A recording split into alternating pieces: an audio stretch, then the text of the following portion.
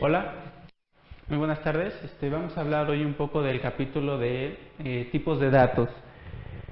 Eh, bien, en esta semana ha habido varias dudas, principalmente una disculpa por la persona que preparó el material, ahí tuvo algunos detalles. Al final vamos a comentar algunas de estas dudas, pero bueno, no han sido dudas de los temas hasta donde hemos visto, sino dudas acerca de errores que ha habido en los quiz o en las preguntas o en las explicaciones.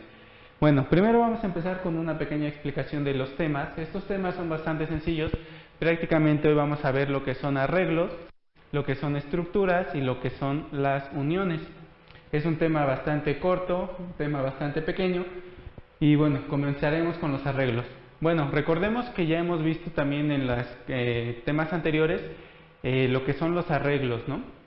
Y bueno, dos formas de acceder a estos: de forma directa a través de una variable que se declara como tipo arreglo, y también a través de lo que son los apuntadores. Recordemos que bueno, los apuntadores nos permiten reservar grandes cantidades de memoria de algún tipo de dato fijo, por ejemplo entero, long, short, char, etcétera.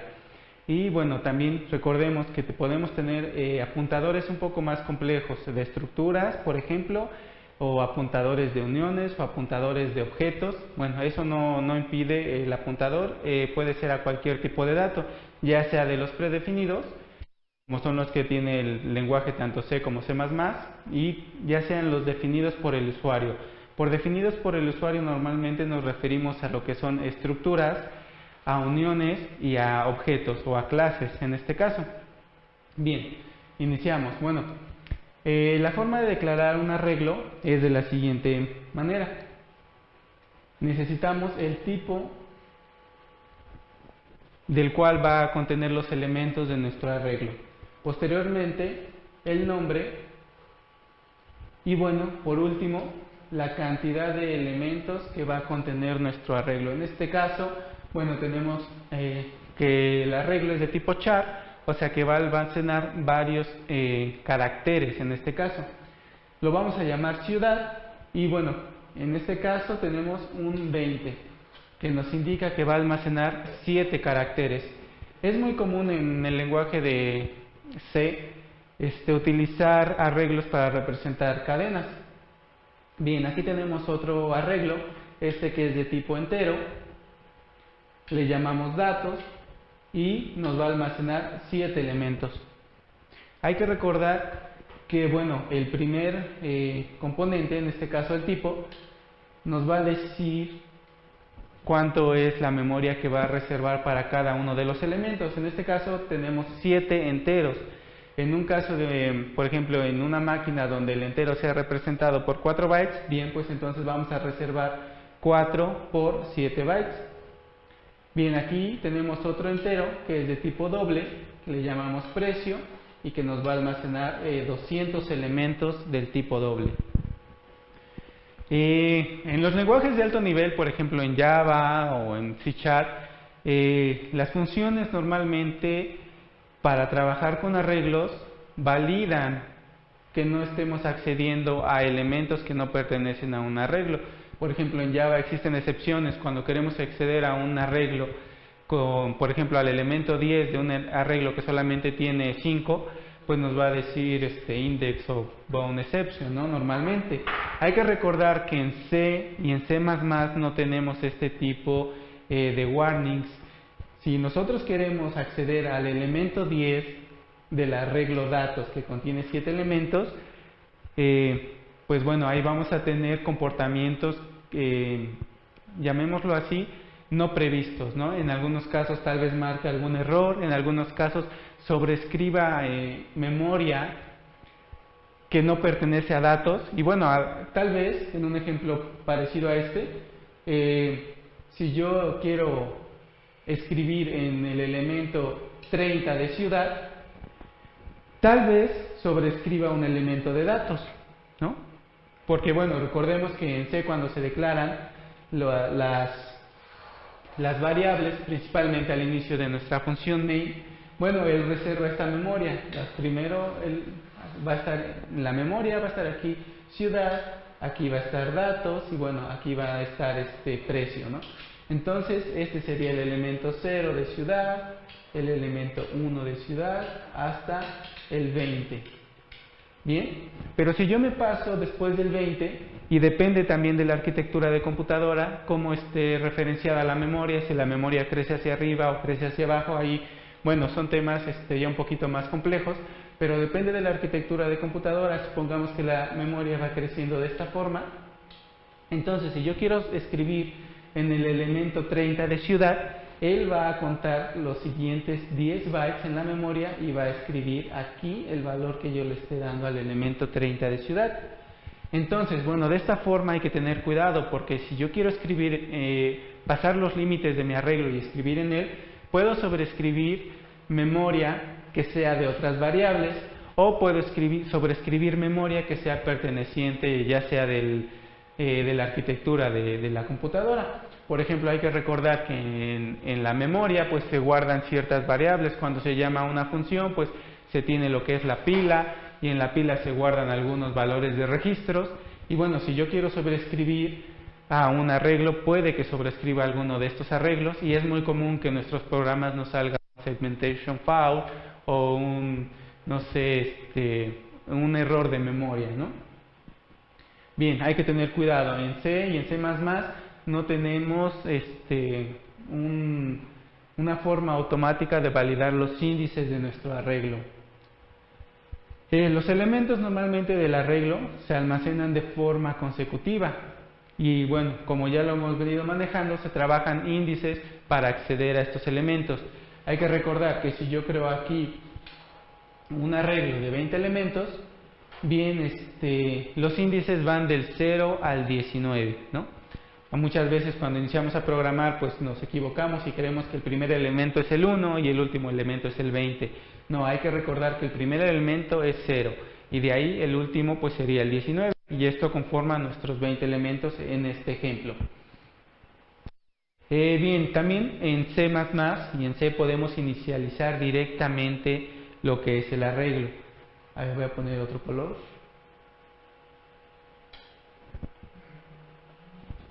¿Puedes poner otro color, Dante? ¿Rojo está bien? Bien, bueno, aquí podemos ver una iniciación directa de un vector que se llama datos. En este caso no le decimos cuántos elementos va a tener nuestro vector, pero bueno, de forma directa nosotros aquí ponemos los elementos que tiene este vector. En este caso, datos va a tener 3 elementos. También hay veces que aquí le podemos poner el tamaño de elementos, por ejemplo 10, y solamente inicializar los primeros 3. Entonces de esa forma sí ya podemos decir, pues nuestro arreglo es de tamaño 10. En este caso de que no se diga de cuánto y se inicialice de forma directa, la cantidad de elementos viene dada por la lista entre llaves que va siguiendo a nuestra declaración de elementos. Bueno, aquí las cadenas tienen un aspecto especial. Se puede definir también carácter por carácter, ¿ok? Y bueno, aquí tenemos otro arreglo igual como los que vimos anteriormente, un arreglo de tipo doble con nombre precio y un tamaño size. Hay que recordar que el tamaño size en estos casos debe de ser fijo, porque no se puede tener un tamaño que varía, por ejemplo, con una entrada del usuario, porque bueno, al menos en la función main al inicio. Y bueno, hay que recordar que cuando queremos arreglos dinámicos que van a crecer y no sabemos de antemano cuál es su tamaño, se recomienda mucho utilizar lo que son los punteros.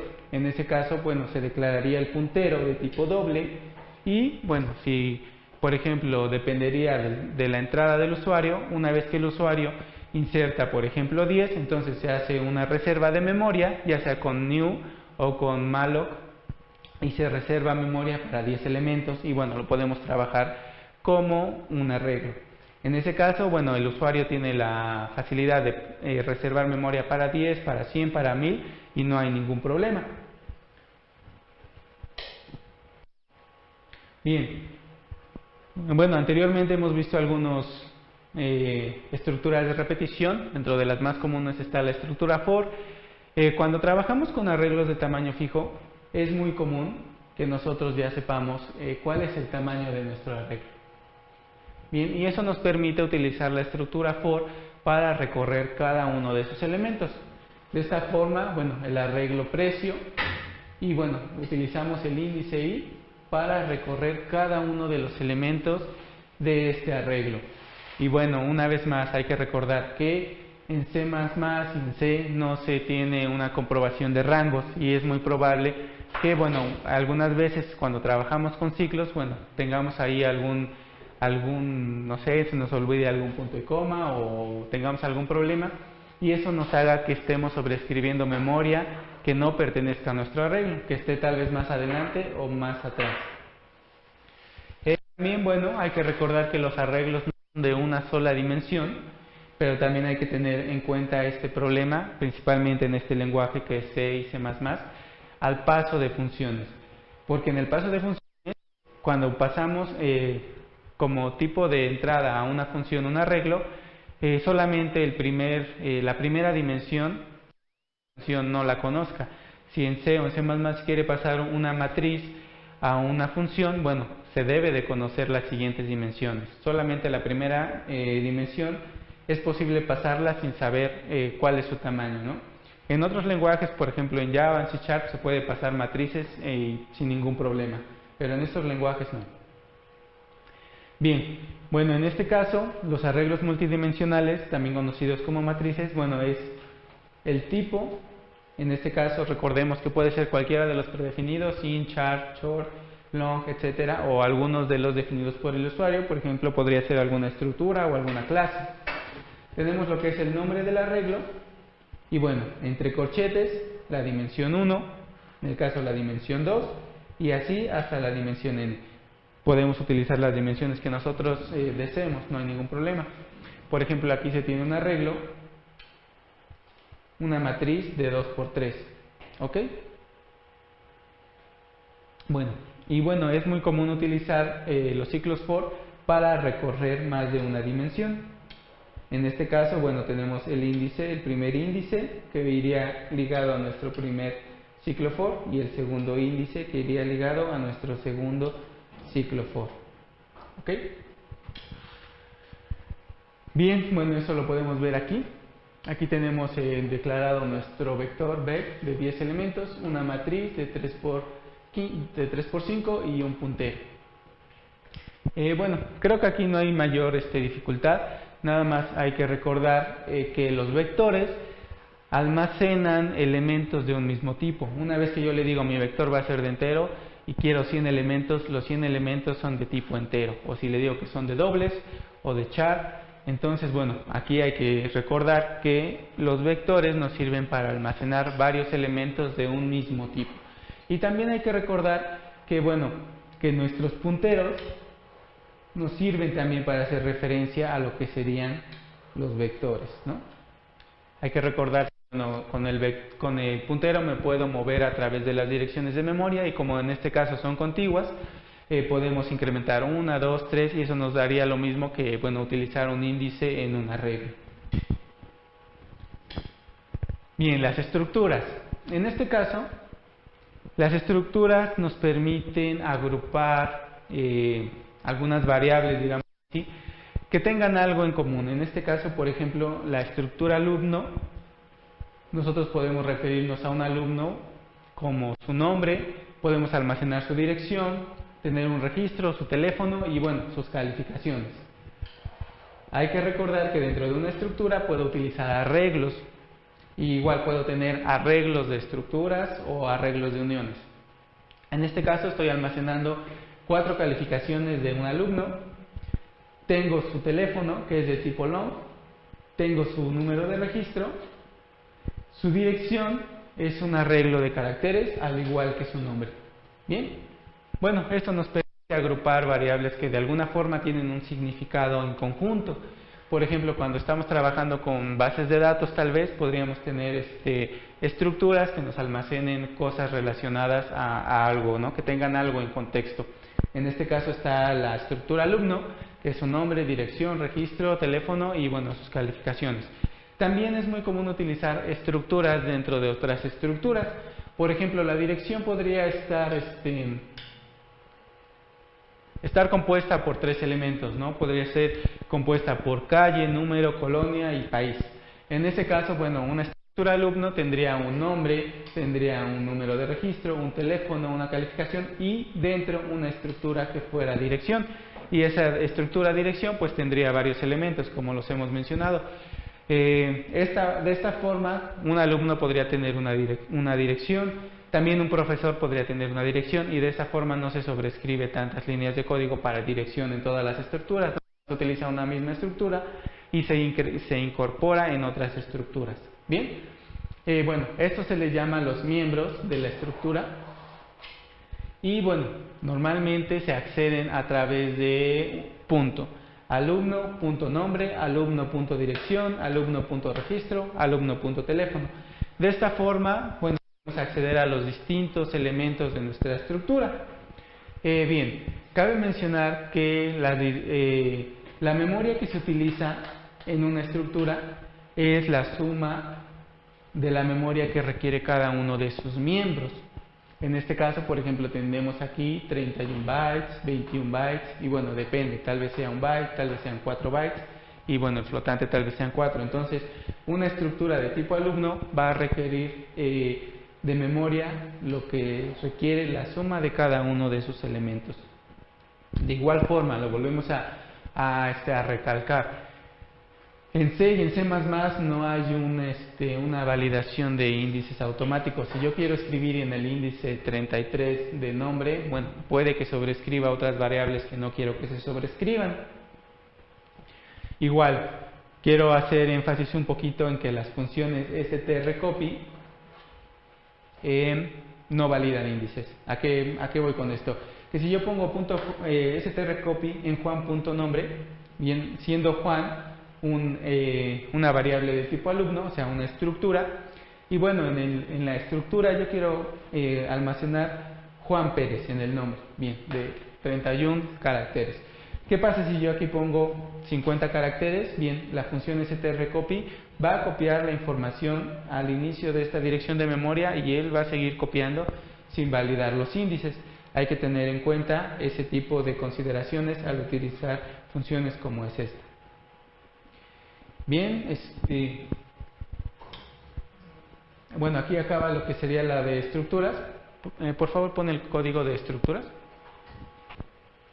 Bien. Bueno, aquí tenemos algunos ejemplos de cómo se pueden declarar estructuras. Bien, una forma, por ejemplo, voy a declarar aquí una estructura de tipo compleja para representar números complejos, donde tengo, bueno, dos elementos, la parte imaginaria y la parte real. Bueno, esta es una forma de definir lo que es la estructura.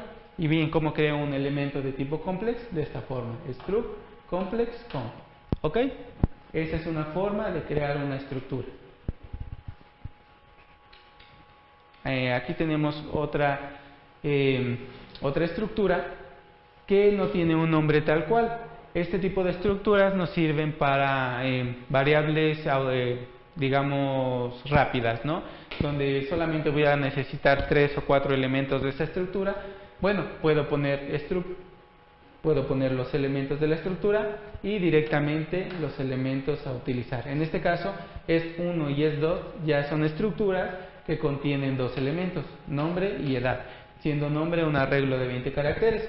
De esa forma yo puedo utilizar ya la estructura es 1 y es 2. En este caso a nombre le puse Luis y a nombre 2 le puse Isaac. De esta forma también puedo utilizar su elemento edad y bueno, mandar a imprimir sus elementos. Bien, este tipo de estructuras ya después no puedo crear otra estructura de este tipo porque bueno, no tengo algo de una forma de llamar a esta estructura. Es una declaración directa de variables y bueno, puedo poner aquí la lista de variables que yo quiera.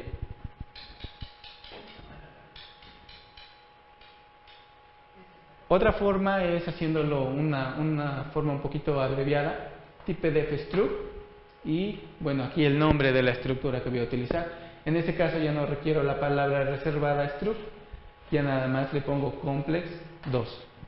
¿Ok? Quiero remarcar también un punto interesante aquí. Recordábamos hace rato que dijimos que una estructura puede ser un elemento de otra estructura. En el caso de alumno que estábamos manejando anteriormente, puedo tener una estructura de tipo alumno que a su vez tenga una estructura de tipo dirección. En ese caso, bueno, no hay ningún problema. La estructura alumno tiene una estructura dirección en la cual la puede utilizar a través del punto, ¿no? Los elementos de la dirección. Pero bueno, en el caso de que una estructura contenga una estructura de sí mismo, es un poquito más complicada en este tipo de lenguajes. ¿A qué me refiero?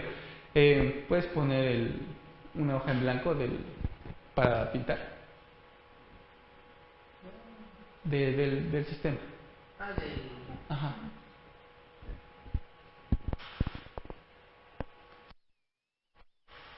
Ya puedo pintar, ¿verdad?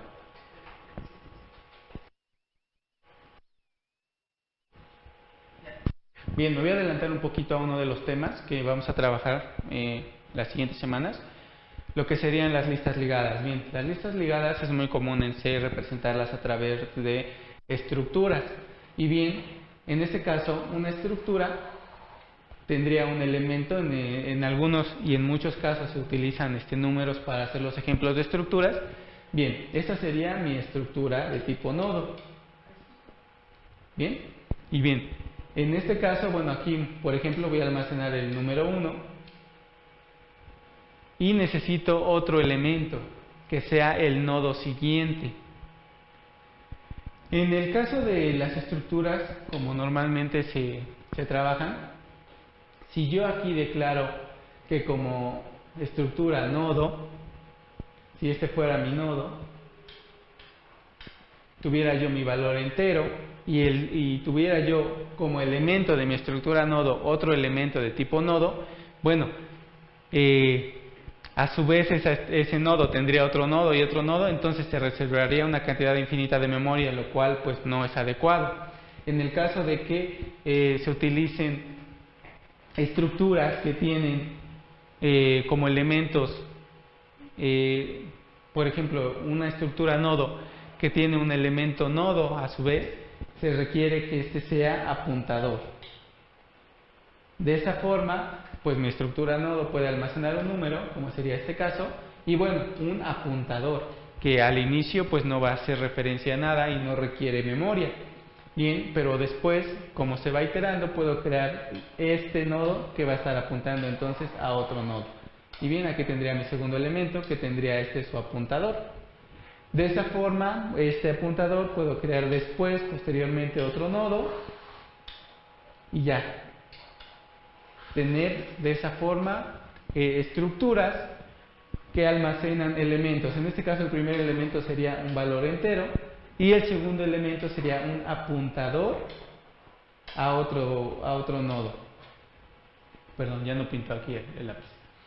Bien, entonces hay que recordar esto.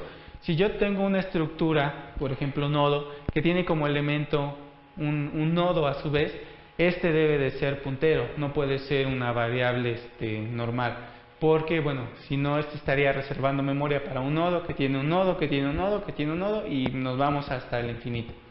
Entonces, al declararlo como puntero, tengo un nodo que tiene un puntero a un nodo. En ese instante ese nodo es null y lo tengo que crear más adelante. Bien, puedes poner aquí. También otro de los temas que hemos estado trabajando son las uniones. Vamos a recordar, tenemos nuestra estructura. Por ahora la voy a declarar solamente así. Un int x y un long x. Long y, perdón. Bien, puedes arreglar. Bien, ¿qué es lo que el lenguaje C aquí realiza? Bien, reserva memoria para dos elementos. Vamos a suponer que, bueno, nuestro int vale 2 bytes y nuestro long vale 4 bytes. Entonces, lo que en C++ estaríamos viendo en la memoria serían los 2 bytes para nuestro elemento X y nuestros 4 bytes para nuestro elemento Y. ¿Ok? Eso prácticamente es una estructura. Bueno, hay que recordar que si yo aquí tengo 50 elementos, el tamaño de la estructura es la suma de cada uno de lo que ocupa la memoria de cada uno de sus miembros. Pero, ¿qué pasa en una unión? Voy a poner nada más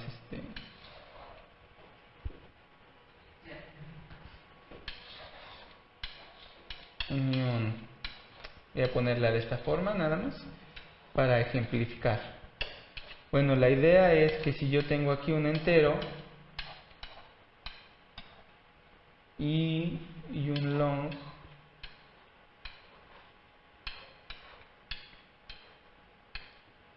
la memoria que reserva el sistema para esta unión no van a ser 4 más 2 como es en la estructura, que serían los 6 bytes. Va a ser solamente el del elemento mayor, en este caso el de Y. Y bueno, nos va a reservar memoria para 4 bytes, que va a ser en este caso el elemento mayor, que es Y. Bien, pero ¿qué pasa si yo escribo ¿Qué pasa si yo escribo algo en X? En este caso, bueno, hay que considerar el siguiente caso. Si yo escribo algo en Y, por ejemplo, escribiría aquí. Voy a poner un ejemplo sencillo. 1, 2, 3, 4. ¿Bien? Ok. Entonces yo escribí ese número en Y. Y eso es lo que me almacena. ¿Qué pasa si ahora yo en X escribo 0, 0? Lo que pasa es que se sobrescribe estos dos elementos. Ese sería el comportamiento de una unión. Porque, bueno, el elemento X van a ser los dos bytes, los dos primeros bytes. Y, bueno, el elemento Y va a ser todo completo. Entonces, ¿qué pasa si yo después de escribir 0, 0 en X imprimo Y? Bueno, Y me va a imprimir 1, 2, 0, 0. Ese sería el caso sencillo de lo que sería una unión. Y este comportamiento lo vemos mucho en nuestras arquitecturas de computadoras. Por ejemplo, en las arquitecturas Intel x86 es muy común tener los registros AX, BX, CX, ¿bien? Pero también a la parte baja de la X le podemos llamar AL y AH a la parte alta. Eso se comporta como si fuera una unión. Todo completo es AX. Si yo quiero referirme a la parte baja, AL, a low. Si yo quiero referirme a la parte alta, puedo referirme a AH. Bien, este ejemplo sería muy similar, siendo Y nuestro AX y siendo X nuestro AL. Bien, prácticamente esa sería la idea de las estructuras. Permítanme un momento, tenemos un ejemplo que les queremos pedir que codifiquen, pero necesitamos prepararlo. Bien, aquí tenemos un pequeño código que les voy a pedir que por favor copien y lo ejecuten. Voy a explicar un poquito, la verdad es muy sencillo este código, pero bueno, nos va a ayudar a entender un poquito algunas ideas.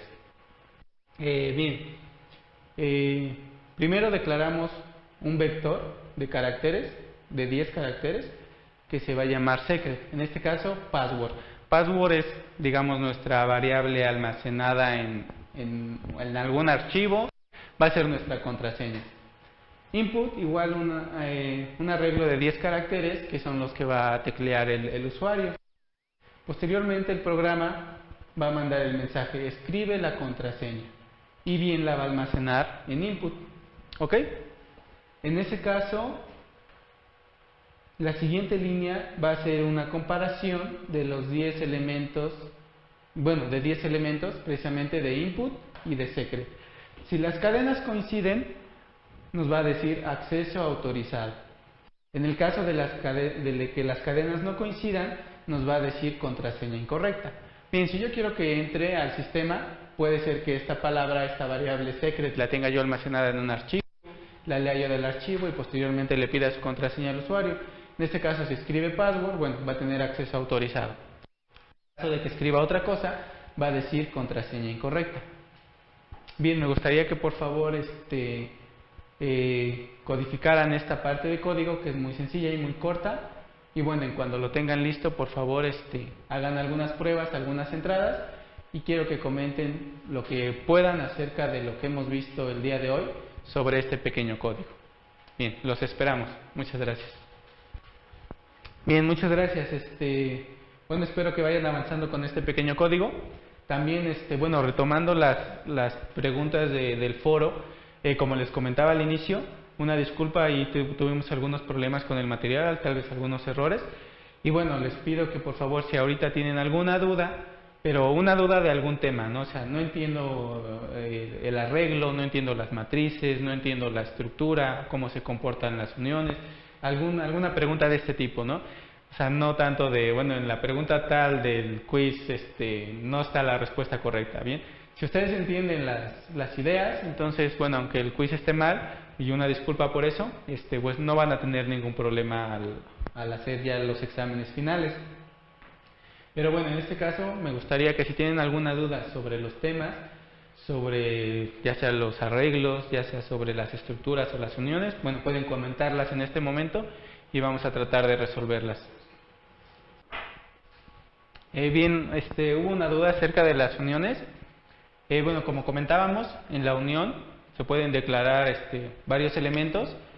Esos elementos, pues lógicamente pueden ser de distintos tipos. Al ser de distintos tipos, pues son de distintos tamaños. Por ejemplo, puedo tener un char, un long, un int. Y bueno, la idea de las uniones es que solamente se utilice esa memoria para todas las variables, por lo cual siempre se va a sobreescribir la información en una unión.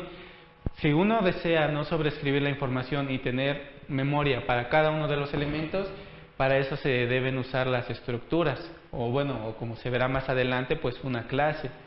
Pero bueno, la idea es esta: si quiero mantener, si tengo tres elementos x, y, z de char, int y long, y quiero mantener el valor de los tres, lo que debo utilizar es una estructura.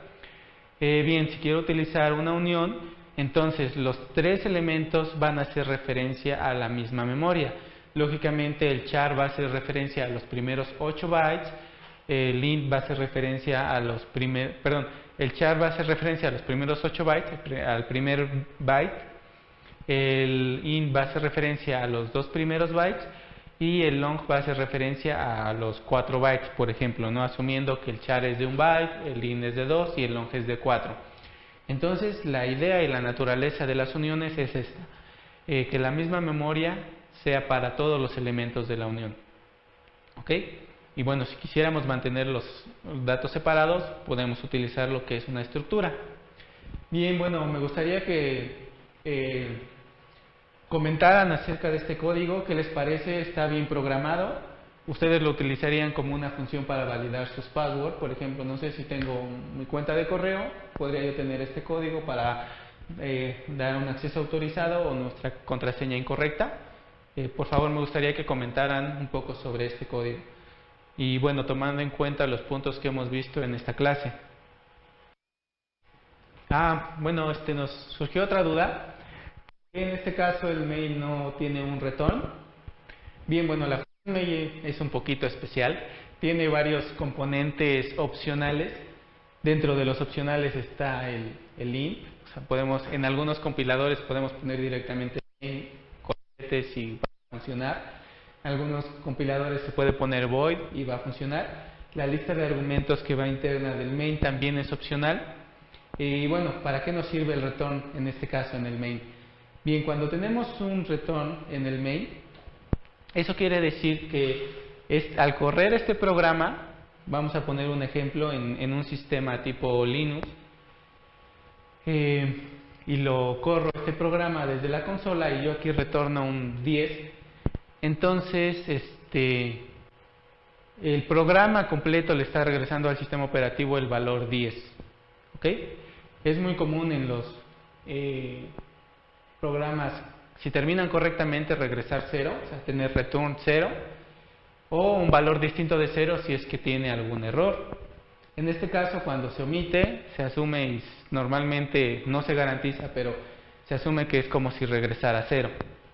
Y bien, ¿cómo pueden checar esa variable que regresa el programa? Permítanme. Lo dejé por ahí. Aquí está. Puedes poner el de una página. Bien, si por ejemplo yo tengo mi programa que se llama test, ¿no? Bueno, mi código test.cpp, bien, lo compilo con g++, espacio test.cpp y bueno, menos sotes, y bueno, al final obtengo un programa que se llama test. Si yo lo corro y él me regresa un 0, por ejemplo, lo puedo ver con el comando echo. Y esta variable, interrogación, ¿ok? Si ustedes quieren ponerle a su función main un return 10, return 5 y lo corren desde la consola, desde el terminal y ponen echo, esa función les va a aparecer ese número que los regresó. Y bien, ¿para qué necesitamos que el main nos regrese un valor? Precisamente para eso, para saber si nuestro programa terminó correctamente. Bueno, esperamos que este tenga un 0. O bueno, si no terminó correctamente, bueno, esperamos que ahí haya un valor distinto. Y pues, bueno, ya depende de cada programa que utiliza un código. Tal vez un 1 para alguna división entre 0, un 2 que hubo algún problema de archivos, un 3, etcétera. Ese ya es dependiendo del programa.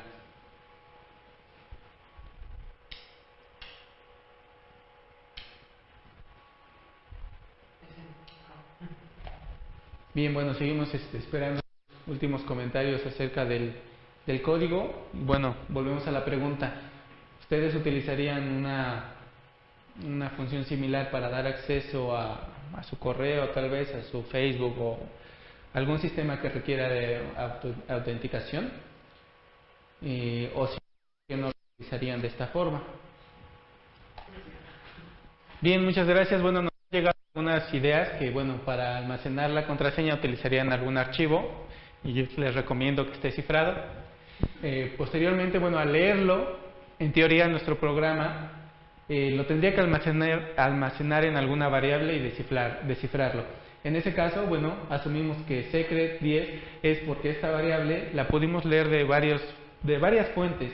Puede ser un archivo cifrado que ya descifré y bueno, la guardé en secret.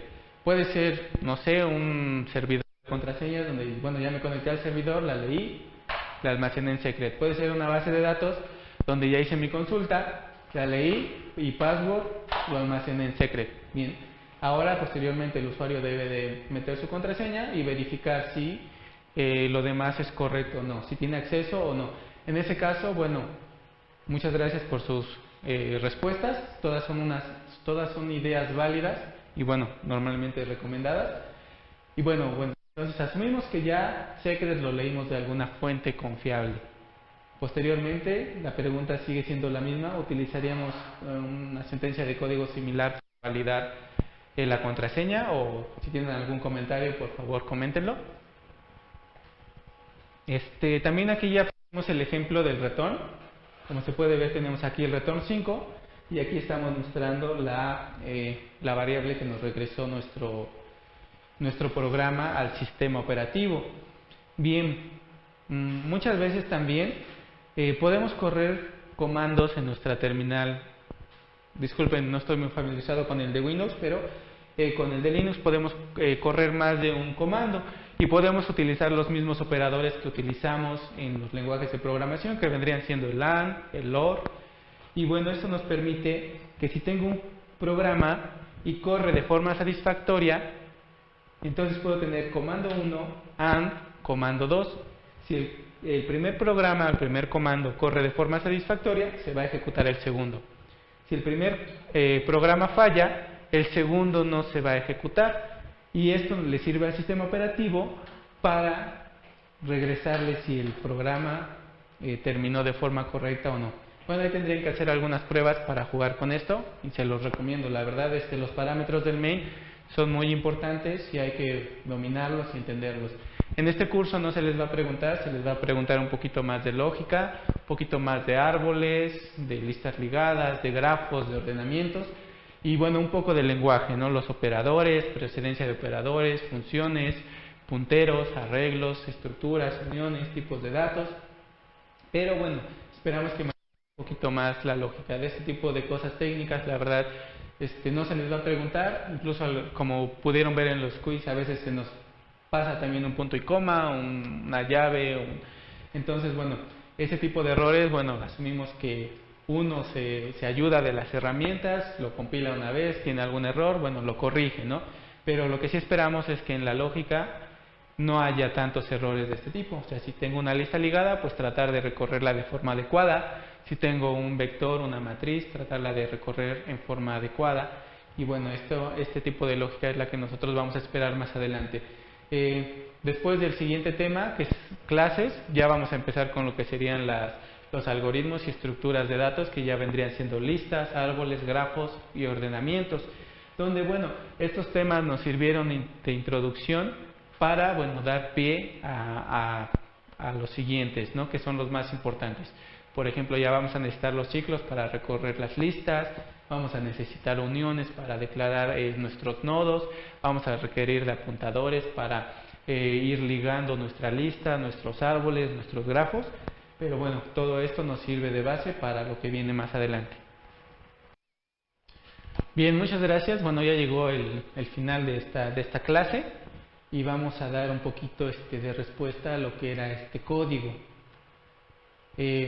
Bien, recordemos que cuando nosotros declaramos un arreglo, nosotros definimos de qué tamaño va a ser nuestro arreglo. En este caso, el tamaño es de 10 bytes. Y bueno, declaramos dos arreglos. Uno que se llama secret, donde almacenamos nuestro password, que como muchos dijeron, lo leímos de una base de datos, lo leímos de un archivo, lo leímos de algún servidor en red. Entonces, bueno, aquí almacenamos nuestro password. Y bueno, tenemos un arreglo que se llama input, que es de 10 caracteres. En este caso, aquí vamos a almacenar lo que teclee el usuario. Bien, le mandamos un mensaje al usuario que escriba la contraseña. ¿Ok? Posteriormente, con la opción CIN, almacenamos lo que el usuario escriba en input. Y posteriormente comparamos las cadenas, los primeros 10 caracteres de cada cadena. Esto es lo que nos dice la función strcopy. Bueno, en el caso de que estas cadenas sean iguales, nos va a poner acceso autorizado. En el caso de que las contraseñas sean diferentes, nos va a poner contraseña incorrecta. Dante, ¿puedes correr un ejemplo?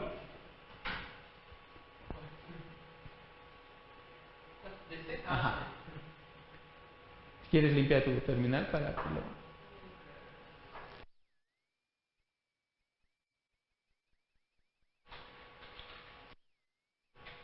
Bien, nuestro archivo se llama main. Aquí tenemos nuestro mensaje, escribe contraseña. Por favor, escribe hola. ¿Ok? Entonces, bueno, tenemos nuestros dos variables. Una vez que se le dé enter, en input se guarda la variable, lo que es la cadena hola, y posteriormente se compara. ¿Ok? Acceso. Y en este caso nos dice contraseña incorrecta, ya que nuestras cadenas son diferentes. Bien, ¿puedes correrlo otra vez? En este caso, si se escribe la palabra password, que es el ejemplo que nosotros aquí utilizamos, nos va a decir acceso autorizado, ya que las dos cadenas son correctas. Ok, aquí pues parece que no hay ningún problema. El detalle interesante es que en C y en C++ no se valida el final de las cadenas, el final de los arreglos, perdón, el índice de los arreglos, como es en otros lenguajes de alto nivel. Y una vez que yo declare mis dos vectores, hay que recordar que en este caso van seguidos. Se tiene la memoria del vector secret y posteriormente la memoria del vector input. En este caso, cuando yo quiera escribir algo en input, si yo me paso de esos 10 caracteres, va a sobreescribir memoria que no pertenece a input. En este caso, se va a sobreescribir la memoria de secret. ¿Ok? ¿Y qué pasa si yo escribo una cadena suficientemente larga, más de 20 caracteres? Entonces, bueno, input se va a llenar con 20 caracteres y los siguientes caracteres van a sobreescribir el valor que se tenga en secret. ¿Ok? Al sobreescribir los valores que se tienen en secret, puede ser que las dos cadenas coincidan o puede ser que no coincidan. Vamos a poner aquí un ejemplo muy sencillo. Por favor, limpia la esta y vuélvelo a correr.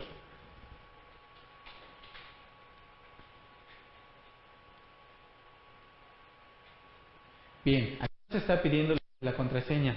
Vamos a poner un mismo carácter repetida muchas veces, por favor. Bien, entonces, ¿qué pasa? Los primeros 10 caracteres asumimos que se van a guardar en input. Posteriormente, los siguientes caracteres van a sobreescribir memoria que no le corresponden a input. En este caso va a ser sobreescribir memoria que le corresponde a secret. En este caso, secret se va a llenar de 10 unos, input se va a llenar de 10 unos, y la función strnCompare va a comparar los 10 elementos de secret que van a ser unos y los 10 elementos de input que van a ser 1. Esto nos va a regresar 0 y nos va a dar un acceso autorizado. Por favor, Dante. Bien. Por favor, hay que tener mucho en cuenta este tipo de cuestiones.